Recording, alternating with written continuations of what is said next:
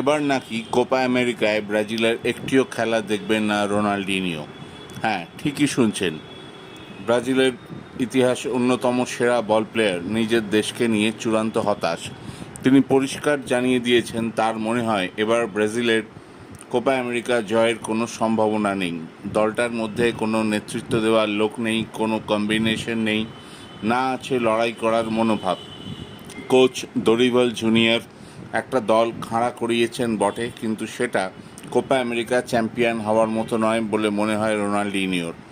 বরং Lionel Messi এবং চিরপ্রতিদ্বন্দ্বী দেশ আর্জেন্টিনাকে আবার কোপা জয়ের ফেভারিট হিসেবে ধরেছেন রনি।